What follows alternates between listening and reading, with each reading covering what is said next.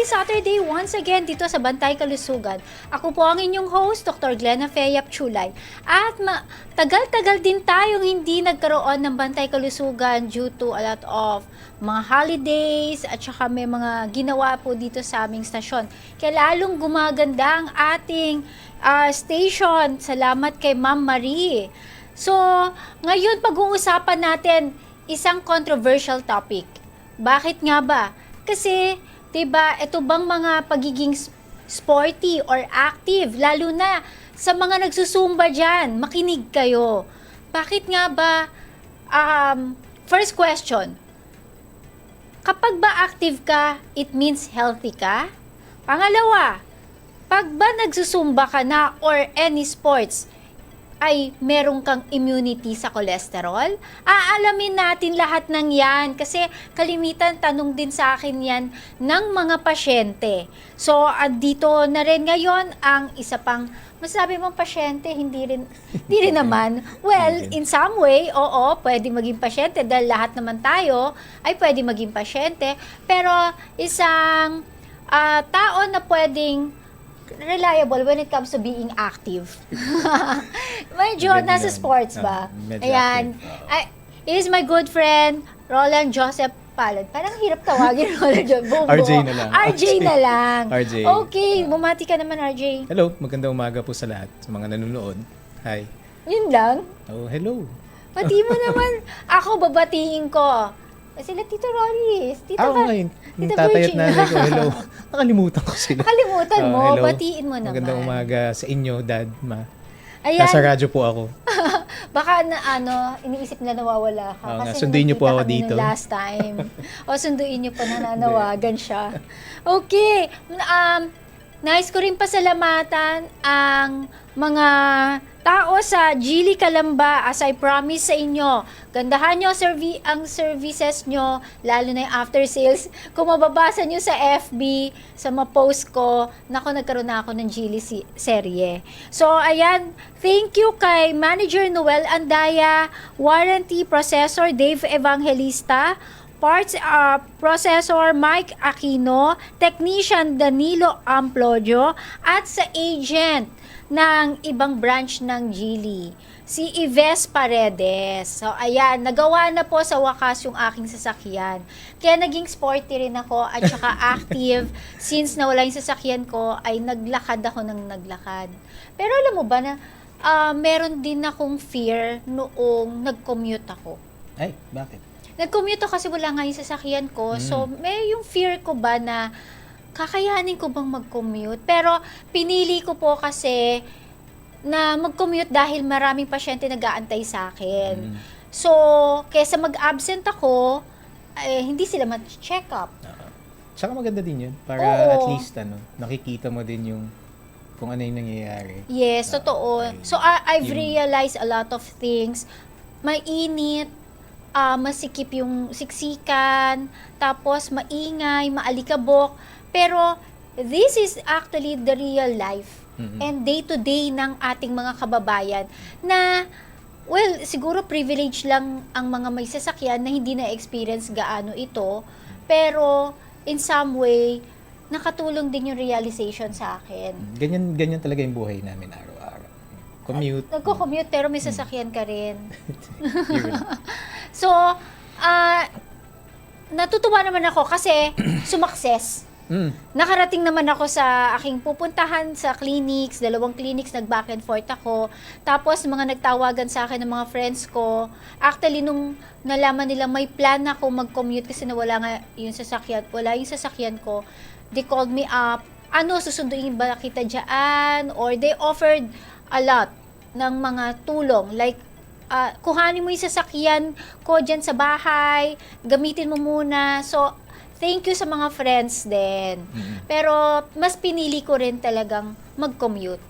So, at least doon, kasi mararanasan mo rin, ano nga ba yung struggles?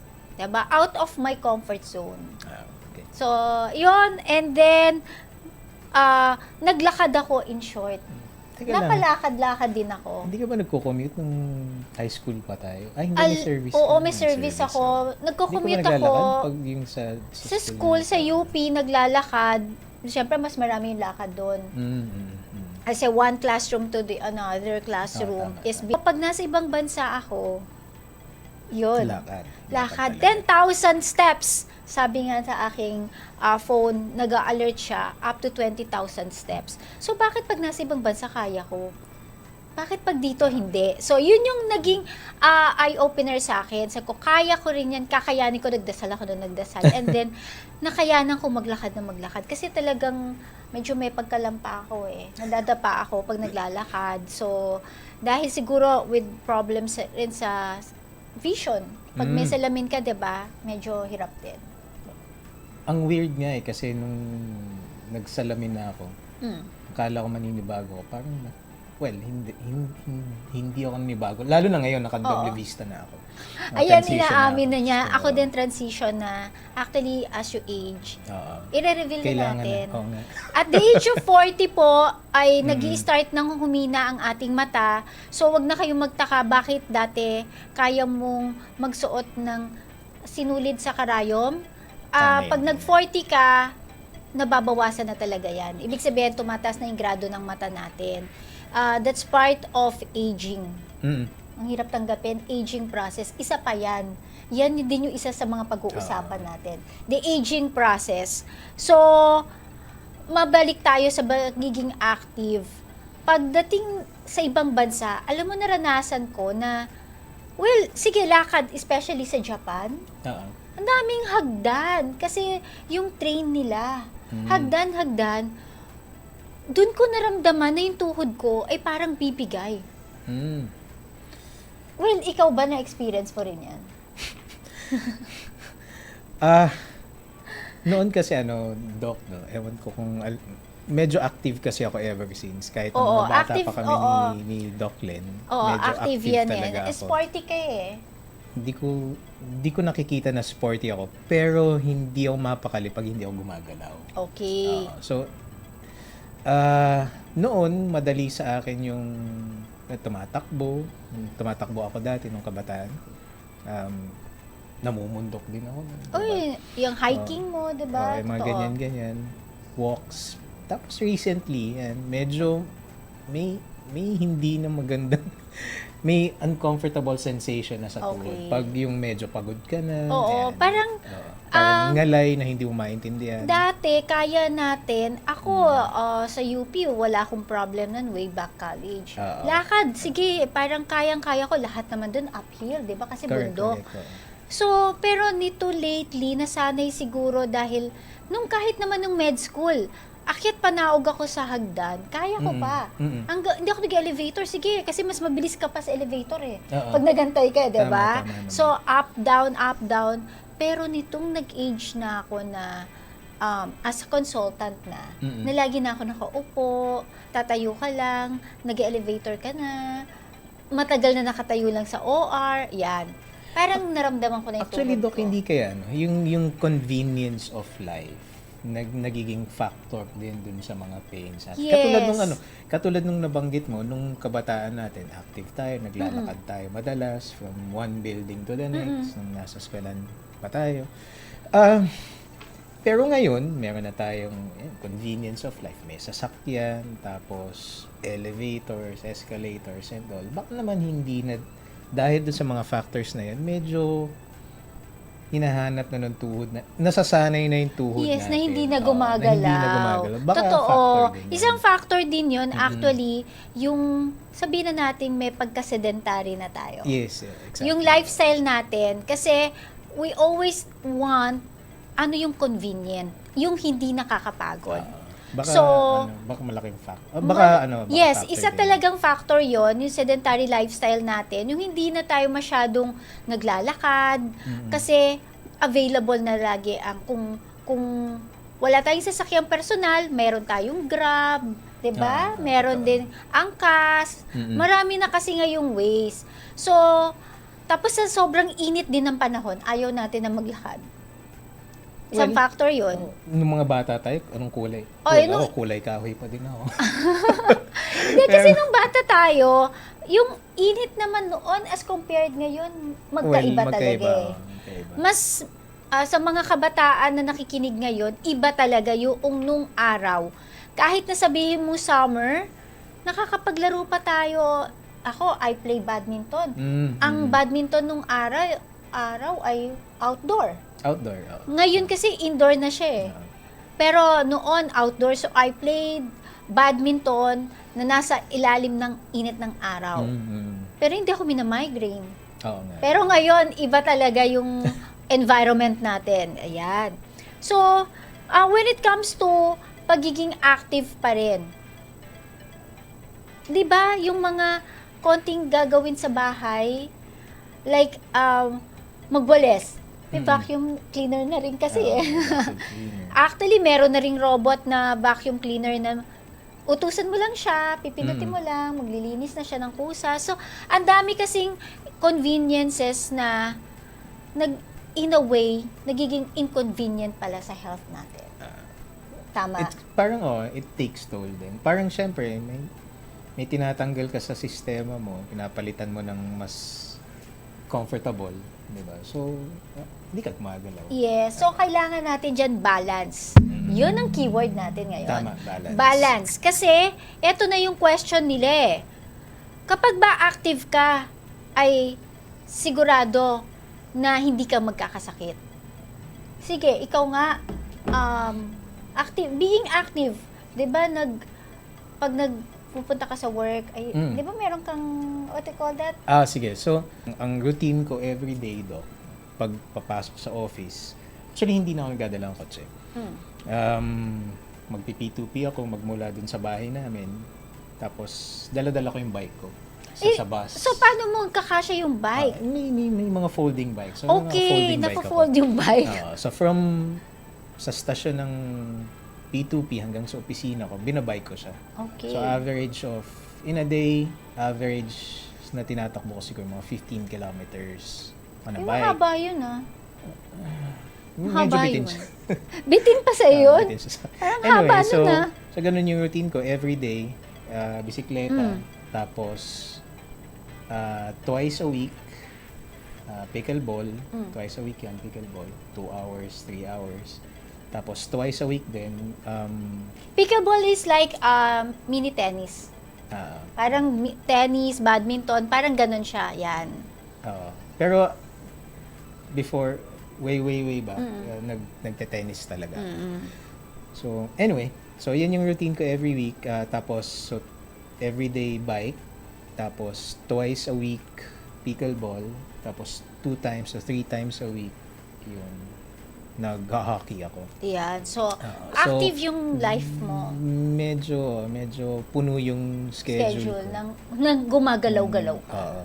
Yun. Pahinga lang ako ng Sunday. Not even. Minsan Not pag even Sunday, pala. nagpa-firing ka na eh. Saturdays. O yan, may firing pa rin. So, So, talagang puno yung schedule mo na active ka.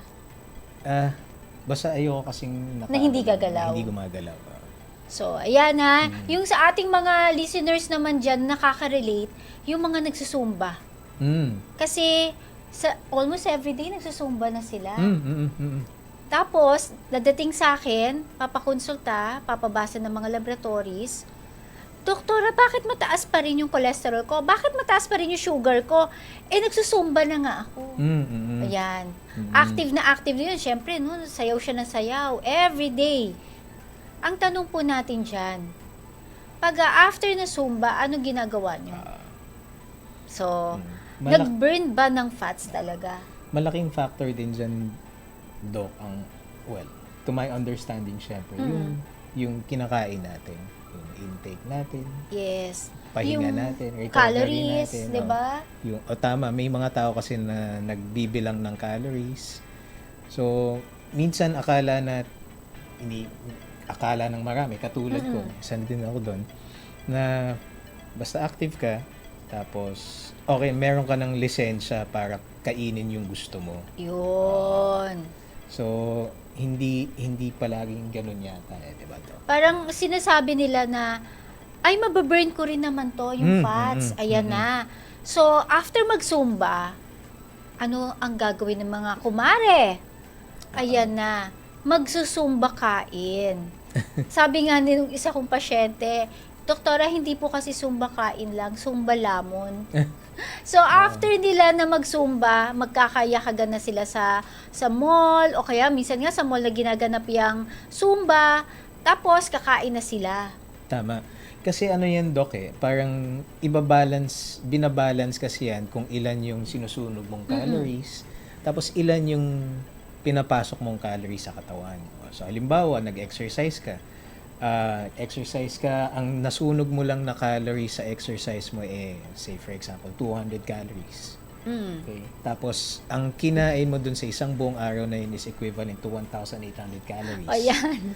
Okay. So, saan pupunta yung 1,600 calories? Ayan, tama. So, ganun yung pagbabalansa. Hindi porket strenuous yung activity mo, diba? Na-burn mo na. Na-burn mo na yung buong calorie intake mo for the day. Yes. So may mga ganyang factors Tama din ka kasi. dyan. Tama ka dyan. O yan, o. Narinig ko lang dun sa kanto sa amin. Narinig mo lang sa kanto. Well, at least yung namarites mo, tama. So, ayan po, actually, kapag nagsusumba rin kayo or nasa active lifestyle kayo, ay watch out your diet. Kasi, kung marami kayong kakainin at iisipin mo, i-burn mo naman siya, well, actually, baka hindi mo totally na-burn lahat. And these excess foods, yung calories, will turn to cholesterols and sugars. So, kaya po minsan, Simple tumataas pa rin ang blood sugar. Plus, another factor, na ano ba yung genetic makeup ng katawan mo. Diyan papasok ngayon yung ano ba yung mga namana mo sa iyong magulang. Kasi bakit yung isang tao kain na ng kain, bakit hindi tumataas yung sugar niya? Hindi tumataas ang cholesterol niya? Well, actually, parang swerte ko lang naman ako yung ganung genes na kahit kumain ng kumain, parang eto, meron ako dito ebidensya. Thank you nga pala sa Tumblr ko na personalized. Ayan, from Dr. Kathy Byrne. Ayan. So, mabalik tayo doon. Kasi tinatanong ako ng mga pasyente, bakit po yung kapatid ko kain ng kain, okay naman siya. Bakit ako nagsusumba na hindi ko na nga makain halos lahat ng gusto kong kainin. Pero mataas pa rin cholesterol ko, mataas pa rin sugar ko. Yan. Oh, well, It's a struggle. Ang nag-work sa akin yata. Nag-work yata sa akin. Yung portion. So kinakain ko pa din yung gusto ko. Pero in moderation. Yun. So kasi sa atin kasi sa Pilipino, kanin talaga. Kanin is life. So, i-share ko lang din yung nabanggit sa akin ng kaibigan ko kasi noon parang nagkaroon ako ng problema sa timbang. So wait. Yun din sinasabi ko kay doktora nun. Parang sabi ko nun, malakas ako kumain ng kanin kasi masarap magluto yung wife ko. Ayun ganun. Oh, yun naman pala, masarap magluto yung wife mo. So, anong problema doon? Sabi ko, syempre, pag masarap yung luto ng wife ko, ang dami akong nakakain. Diba? So, ano bang problema? So, ano yung in surplus, yung sobra sa intake mo? Sabi ko, carbs, kanin. So, ano yung masarap na niluto ng wife mo? Sabi ko, ulam. Bawasan mo yung ulam. Bawasan mo yung kanin, dagdagan mo yung ulam. So, alam mo yan. So, may mga ganung, para lang mas maintindihan ko actually. So, yun lang yung sinabi niya sa akin. Tapos, from then, oo nga naman. Diba? So, bakit, diba? So, dun ko lang, yun lang yung first step ko para ma-proportion ko ng tama yung kinakain. Tama. Kasi noon, lalo na nung high school tayo, yung isang cup ng kanin na equivalent lang ng parang 3 pirasong ulam, di ba? Oo. So, talagang meron para tayong mga promo ngayon na only rice. Only rice. Suki ako niyan. Lalo na pagkatapos ko kasi nga pag nagbabike ako na medyo malayuan, as in buong araw syempre nagbabike. pagod ka nun. Pagod na So, pagod. you want to eat. Oo. Ayan, suki tayo ng Only rice. Only rice. So, talaga ba tong only rice ay makakatulong sa atin o hindi? Actually, sasabihin natin na wow, hindi tayo lugi sa only rice. Kasi parang ang you pay something pero ang dami ng food Sulit, mo, no? sulit, Sinasabi sulit nila na sulit. Oo. Pero yung katawan natin hindi naman sulit para doon. Kasi mas mahal po yung gamot na iinumin para maibaba yung pinagkasulitan mo doon sa rice. Mas ano pa din, mas okay pa din yung balance yung kinakain mo. Yung busog ka tapos balance eh. Yes. Tamang amount ng kanin, tamang amount ng meat, tamang amount ng veggies. Yan. Oo. Alam mo ba kung paano magtamang amount talaga? Ganito yan. Ayan. Actually, kailangan mo i-distribute yung pagkain mo in a whole day. This is applicable for all. Diabetic ka man, hypertensive ka, gusto mong mag-diet. Diet means gusto mong magbawas ng timbang. Is small, frequent feeding. Ano ba itong small, frequent feeding? Halimbawa, breakfast, lunch, dinner, pwede kang mag-rice. 1 cup of rice. Hindi po yung mangkok ha. 1 cup talaga. Kung kailangan nyo ng measuring cup, bumili na lang kayo. 1 cup of rice. So, meron kang breakfast, lunch, and dinner. Ulam, yung piece of meat mo in a day is like, kung eto yung palad mo, eto lang. Ganong kakapal yung karne, kung ano yung kapal ng palad mo.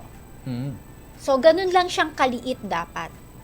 So, kung mas malaking katawan mo, mas malaki talaga yung palad mo, 'di ba? So, swerte mo, malaking kakainin mo. Pero, kapag marami ng protein yung katawan mo, binabawasan namin yan. Nagiging matchbox size na lang. O, yan. So, pag sa chicken naman po, ang technique, yung hindi masyadong colored na brown na chicken, like breast. Kasi yung wings po, yung masasarap wings, hita, sa legs, yan.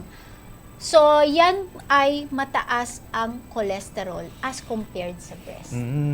Yan. Pati calories niyan mas mataas.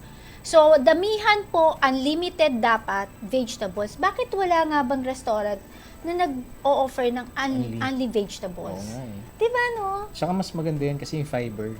Yeah, fiber. Nakakatulong siya sa digestion. Oo, para ma-wash niya rin, mawalis niya sa intestines natin yung mga cholesterols. So, only po ang ating vegetables.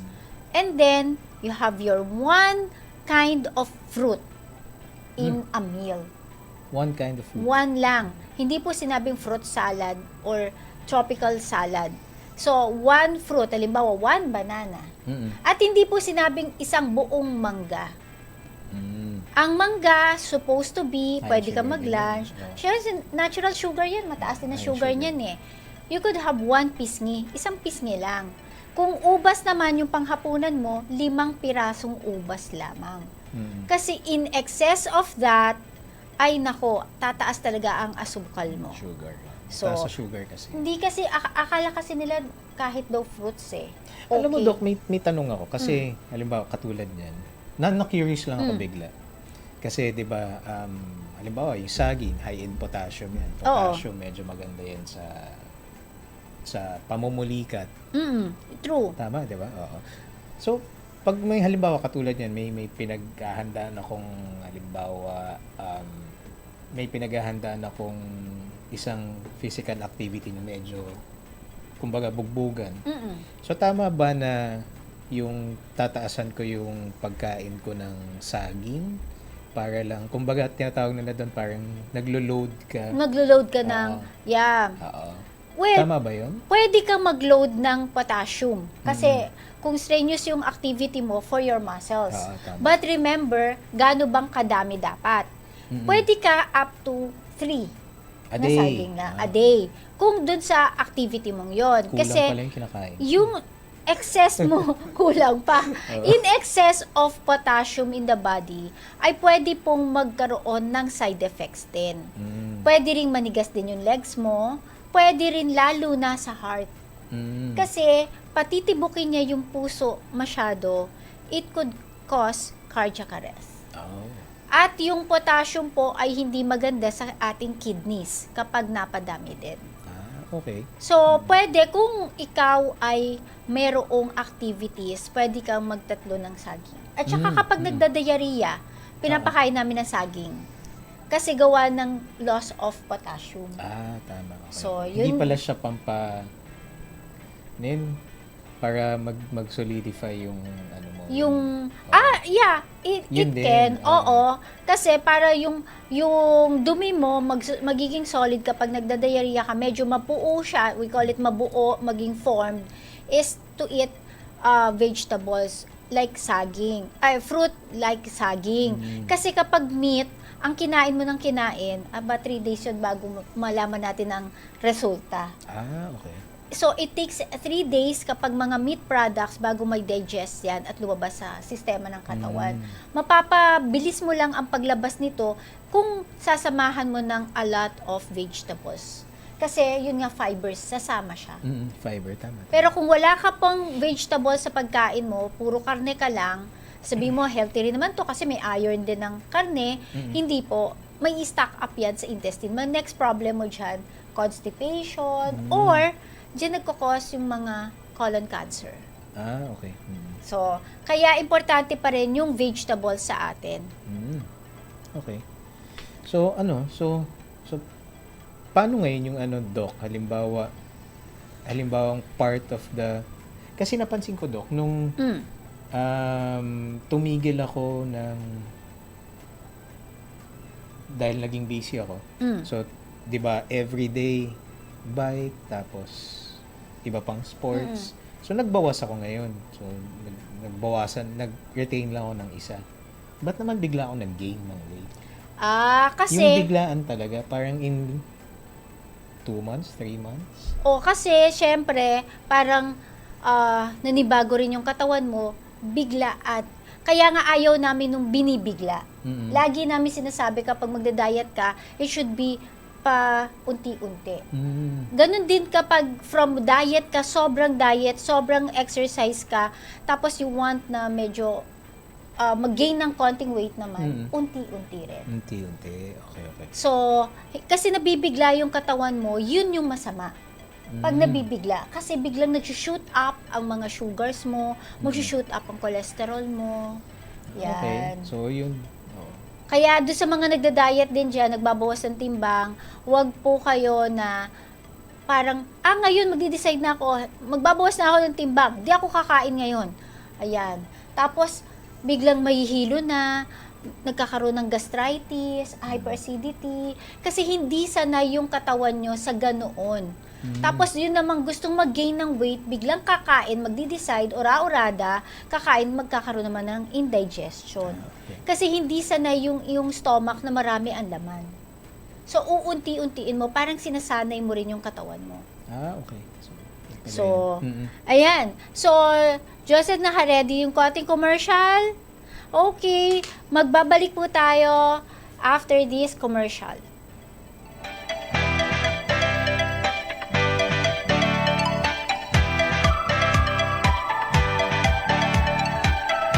Naghahanap ka ba ng garantisado at dekalidad na motor parts at accessories? Golden Wing Motorcycle Parts and Trading Corporation ang sagot dyan. Meron kami lahat ng mga pangangailangan mo pagdating sa motorcycle parts. Tulad ng engine, clutch lever, headlight, brakes, gear shifter, fuel tank, tires, signal lights, at marami pang iba. Name it and we have it. Wholesaler din kami ng lahat ng mga motorcycle parts and accessories. Dito sa Golden Wing Motorcycle Parts and Trading Corporation, alagang-alaga ka ng aming mga mababait na mekaniko at staff. Because customer satisfaction is our topmost priority. Pwede nyo kaming bisitahin sa Unit 1, Terminal Warehouse, Molino Boulevard, Barangay Bayanan, Bacoor, Cavite. For more information, you can check out our social media accounts at Golden Wing Motorcycle Parts and Trading Corporation on Facebook and Instagram. Dito na tayo sa maaasahan at dekalidad. Golden Wing Motorcycle Parts and Trading Corporation. The name you can trust. The future of connectivity is here. Introducing the all-new FiberBlaze Extra Boost plans. your plans faster than ever. Enjoy up to 300 Mbps with Plan 999. Or experience up to 1 Gbps with Plan 1499. Streaming, working, gaming, connecting with loved ones. Your online experience just got an upgrade. Switch to FiberBlaze now.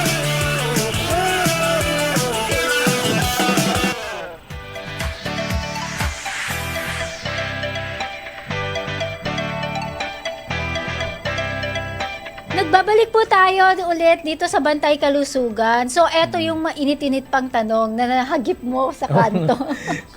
Yun nga, si Mang Boy. Si Mang Boy, si Mang Boy na asawa ni Aling Baby. Ayan. Oo.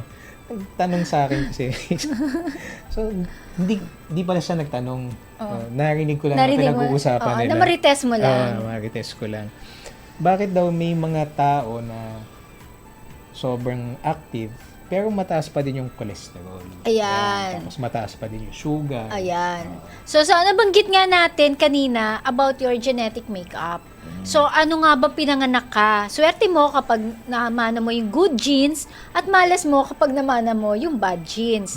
So, kasi sa alimbawa, sa diabetes na lang, kung halimbawa dalawa kami dito, tapos, yung aking insulin sa katawan is actually totoo, mas madami as kumpara sa insulin mo sa katawan. Kaya pag kumain ako, kahit madami yung kainin ko na sweets, bumababa agad ang blood sugar ko.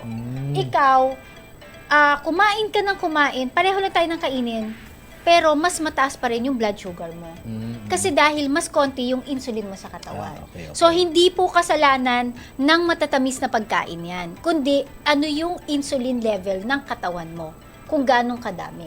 Ngayon, sa cholesterol naman, is may mga taong madaling mag-burn ng cholesterol, kaya naibababa ka agad. Meron naman na hindi na ibababa, nagiging buo-buo siyang sebo sa ugat. Yun nga si Mang Boy payat Payat pero di ba mataas ang cholesterol? Oo. Yes, kasi hindi po basihan yung pagiging kung ano yung payat ka ba o mataba ka, pero high risk po ang mga mas matataba kasi yun na yung ebidensya na talagang May yung mga excess na yung calories, cholesterol nila, at mas madali pong bumara ang mga cholesterol nila sa ugat. So, meron pong mga payat na matataas ang sugar. So, hindi lang po yan sa mga matataba. Pero again, high risk or mas prone na magkaroon na mataas na sugar ang mga overweight.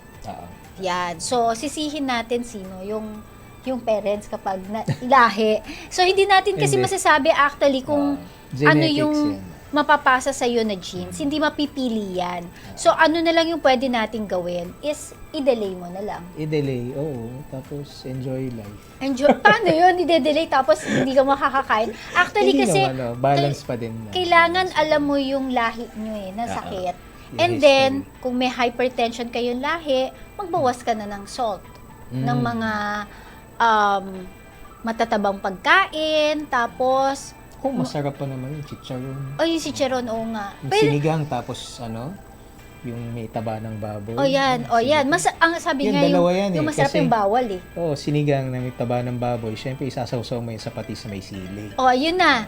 May alat na, may taba pa. Tapos mapaparami ka pa ng kanin, di ba? Kasi masarap. Masarap kasi yun. Siyempre, yung So, 2 cups of rice mo, kasi mo, konti pa kasi bitin.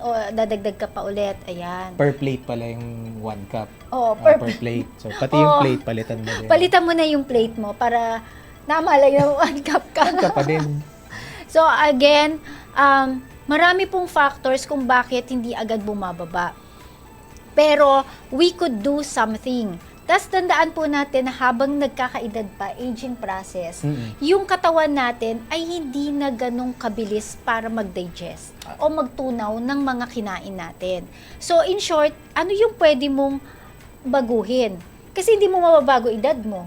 Part of yung aging process, hindi mo mapipigilan yan. Hindi mo rin mapipigilan yung namana mong mga genes, yung lahi. Diba? So, ano pwede? External factors, tulad ng pagkain. So, Activities. yan yung mag-exercise ka, maging active ka. Tapos, pwede rin vices, yung mga bisyo natin dyan na alak, sigarilyo, at pati pagtulog.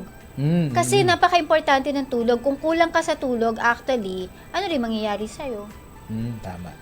Diba? Parang lagi kang pagod. Tapos, Yes, pag pagod ka, kakain ka rin.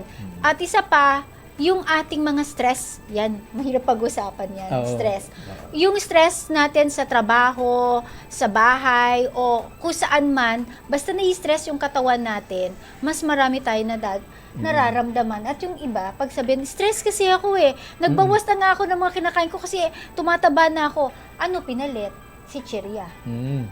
Diba? Tama? At saka minsan pag stressful, halika muna, kumare, kumain muna tayo at magmaritesan tayo sa coffee shop. Ayan na.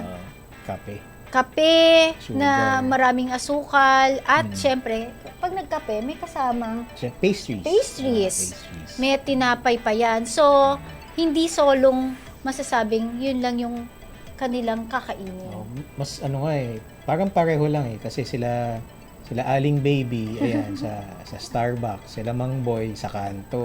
Ayan. Inom. Magiinuman naman. So actually, kahit po sabihin nila, good ba ang red wine? 1 shot a day is okay for the red wine kasi antioxidant siya.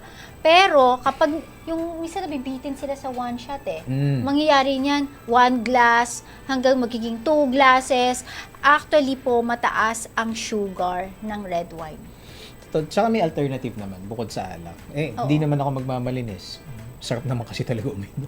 Kasi hindi ako umiinom kaya hindi ko alam yung kasi, lasa. Siyempre, habang lumalaki yung kaibigan, minsan, tara, ganyan. Yung maboteng usapan pa, no? Pero Masarap yung usapan pag dati, ano lang naman yan, stage lang yan. Kumbaga, Oo. wala naman problema. Tapos, pero, kasi, may mga ibang alternatives naman Kung halimbawa, yun lang yung rason mo, parang for, diba? para magkasama-sama kayo, ay pwede naman kayo, wag naman soft drinks ang ipapalit. Pwede Kasi naman sugar tubig tubig na malamig. na malamig. Biro lang. Sa labat. Sa labat. Ayan, kasi ngayon, pero napansin mo ba, nung dati, ang mga kabataan, umpok-umpukan yan, soft drinks. Soft Tapos drinks. mga matatanda, alak. Alam mo na ngayon ko lang naalala, nung mga elementary pa tayo, naalala mo ba doon na isang soft drink brand na pumupunta sa school natin na truck na namimigay ng mga Yes. soft drinks? Oo. Alam mo yun? Oo, Tapos dati. may mga pa-contest pa Oo. sila na napabilisan makaubos ng soft drinks. Pero yung pala Mali hindi pala. siya healthy. Oo. So ngayon nauso naman sa mga kabataan ang iced coffee at saka mga milk tea. Pero yung problem natin dyan, ang daming chronic kidney diseases ngayon. Ibig sabihin, CKD po, ito ay na-dialysis ng mga kabataan na napatunayan na po sa pag-aaral dahil sa milk tea. Ganun ba? Oo. Kasi yung component na sugar plus yung glucose na kinagamit nilang corn syrup can turn your cholesterol high. So, yan po, base sa pag-aaral. So, sa ating mga kabataan, hindi komot bata pa kayo, ay yaabuso nyo na sabihin na, Superman. oo, Superman, di May ako tatablan superpowers. yan. Yeah. Well, hindi po totoo yun. I've seen a lot of patients at the age of 20s, nagkakaroon ng heart attack at deadly yung heart attack nila. Nagkakaroon din ng stroke kahit nasa 20s pa lang. Parang hindi na kami nasusurprise. So, pabata po ng pabata at nasa sa atin din kung paano natin babaguhin yung ating lifestyle. Tsaka maganda din maganda din na makilala niyo yung katawan niyo lalo na pag medyo active yung lifestyle niyo. Dapat nakikinig din kayo na sinasabi ng katawan ko na parang pahinga ka na.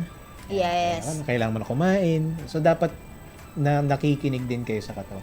Ito naman yung sa side ng mga na may active lifestyle. Paano Na hindi kapag po yung pwedeng- sasabihin ng katawan, humiga ka na lang, Oo.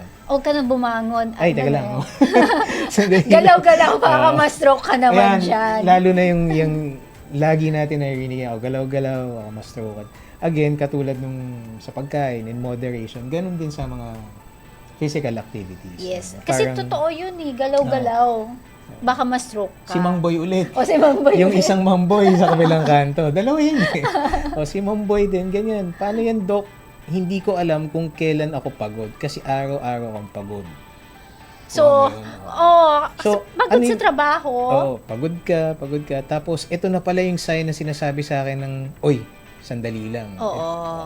So, Kung gusto nyo, ang technique dyan is give yourself time. Yung as in oras. Mm-mm. Give it 1 hour only. Hindi ko push to the limits ka na hanggat kaya ng katawan mo. Sige, trabaho ng trabaho. Tandaan nyo, hindi kayo si Superman, hindi kayo si Iron Man. So, tandaan natin na ang katawan natin, may mga senyales yan kapag talagang gumigive up. Don't wait for the time na itumba ka na lang. Para Oo. makinig ka na lang na, totoo, na, hoy, sabi ng katawan mo, hindi mo kasi ako pinakinggan eh. Ayan, ma-hospital ka pa. So, ayan, napaka Ayun, no? daming, ang dami natin. na- Si Mang Boy kasi talaga. si Mang Boy kasi, Oo, Mang Boy. ang dami niyang hang up sa buhay. So, sana naliwanagan kayo na being active is okay, but in excess of activities, kahit pa yan ay Zumba, na lagi kayo nagsusumba, naglalaro ka pa after mo mag-Zumba ng let's say tennis, talagang sobrang nasa sports ka pa, tapos babawiin mo pa ng sobrang diet din, yung mga imbalances Mm-mm. ay pwedeng mag-lead to another sakit. Oo. Tama. Diba? Tama. So, dapat lahat in moderation. Magmula sa pagkain, sa pag-exercise. Ayan. Tamang, So, yun yung ideal na lifestyle. yes. Kung wala ka rin naman stress sa buhay, wala naman tao siguro na hindi na-stress. Kung katulad ka ni Doktora na hindi... Ay, hindi. Sobrang stress nga. Very good. Sobrang stress. Kaya nga pag tinatanong, bakit ganyan itsura mo? Stress ako eh. Sana ako din stress ng ganyan. Stress na stress. Very stressful yung buhay namin bilang mga doktor. So, ayan po, kailangan din na i-moderate natin lahat. Isipin natin yung mga problema. Kasi emotional yan eh. Emotional stress can also lead to mental health natin. No? Diyan papasok din magkaroon ng anxiety, depression. So, sama-sama siya Actually, pag mali ka din ng diet, pag kulang ka sa nutrients, nagte-trigger din siya ng, alam mo, Yes. ng ng mental health. ng Oo. So, halimbawa, imbalance. pero Oo, paano yung kapag chemical hindi raw nila imbalance. makain yung gusto nilang pagkain? Nainit yung ulo nila. Ay, si Mang Boy talaga. Si Mang Boy talaga kasi pag hindi niya nagawa yung gusto niyang pagkain, mainit yung ulo niya dahil, pansinin niyo, among sa mga nagda-diet po, sa mga nagbabawas ng timbang, at binawasan yung pagkain nila, actually mainit ang mga ulo niyan. Mm-mm. Huwag mo yan gagalitin kasi irritable yan. Oo. Kasi may something kulang sa buhay nila. So, parang nagugutom yan kaagad. So, ang technique po dyan, kung kayo ay nagpaplano talaga na desidido na kayo sa buhay nyo na magbawas ng timbang, huwag nyong biglain. Unti-unti. Tsaka One step at a time. long-term commitment yan. Oo. Kasi minsan parang- yo-yo diet eh. Oo. Kung plano yung ano ba, diet ba? Hindi ko siya nakikita na parang diet eh. Parang tinitignan ko siya parang kumbaga realignment ng Yes, iyong tama. kinakain. Tama yung term mo, realignment lang, na parang gusto mo magbagong buhay. Mm. Na this time, I want to be healthy, I will live healthy, I can enjoy life. Kasi paano mo enjoy mo nga yung life mo ngayon, lahat ng vices, lahat ng pagkain kinain mo na. Sobrang na-enjoy mo yung life mo. Na-shorten mo yung life mo. Pero, if you live one step at a time, tapos, you could appreciate more dahil mahaba pa yung life mo. Diba? Tama. Totoo yan. Oo. So, any final message for our listeners and viewers? So kay Aling Baby. Sa akin Mang Boy. Final words. Hindi, lahat naman dapat in moderation. Kasi, ako kumakain ako ng lechon. Masarap ang lechon eh. Masarap ang lechon, lalo na yung balat. Pansit. Oo, sarap Lalo yung yan. pansit, tapos lalagyan ng lechon. Pero hindi yung sobra na yung mas madami pa yung lechon kaysa sa kanin mo. Bumabaliktad, nagigiulam yung kanin. So, wala namang problema na kumain. Pero Tumikim, dapat, it's okay. dapat in moderation lang. Oo. So, yun lang naman. Moderation Oo. and balance in life. Balance in So, life. Mahirap yung balance in life. Mahirap Lalo na, mag-balance. doon na lang muna tayo. One step at a time. One sabi step mo at a nga. time. Yun nga, kasi mahirap talaga mag-balance eh. So, pakinggan mo lang yung sarili mo, ano yung mga Pahinga. simptomas. Pero pag sinasabi ng simptomas mo, huwag ka na magtrabaho, humiga ka na lang dyan, ay hindi mo pwede yun, no? So, pakinggan natin ang katawan natin na walang bias, na maging tamad ka na lang. Oo. Hindi po yun ganun. Ang tamang desisyon para sa iyong buhay, walang makakagawa niyan, kundi ikaw lang din. Mm-mm. Okay? Kasi kahit na maimpluwensyahan ka ng ibang tao na, oh, pare, kumain na tayo, oh, mag-inuman na tayo, mga ganyan. Kung ikaw mismo sa sarili mo, nagdesidido kang, I will live healthy na, Mm-mm. then, aayawan mo yun. Pwede ka naman mag-join sa kanila na iba, tubig na lang iniinom mo eh. Kung ayaw nilang baguhin yung lifestyle nila. Ay, pakikisama naman yung Pakikisama pinuntahan mo pa rin naman yung pinunta mo doon, hindi yung para sa inuman. At kasi remember na pag nagiinuman, nasusunog talaga, literal, yung ating atay. So kapag nagka-problema ka atay, magkakaproblema ka ngayon sa pagpapagamot, magkakaproblema ka sa pera. Mahal magpagamot. Oh. So, iniisip ko pala na may problema na ako. Oo, di ba? So, isipin nyo na lang na ano yung consequences pag na-hospital kayo, parang aayaw ka na talaga kasi sa gastos din sa panahon natin ngayon. So, ayan na. Napakadami na natin na insights na nabigay sa ating mga viewers. Maraming salamat sa iyo, RJ, sa Ay, pagsama salamat mo din. dito sa aming sa radyo. Salamat din sa imbitasyon.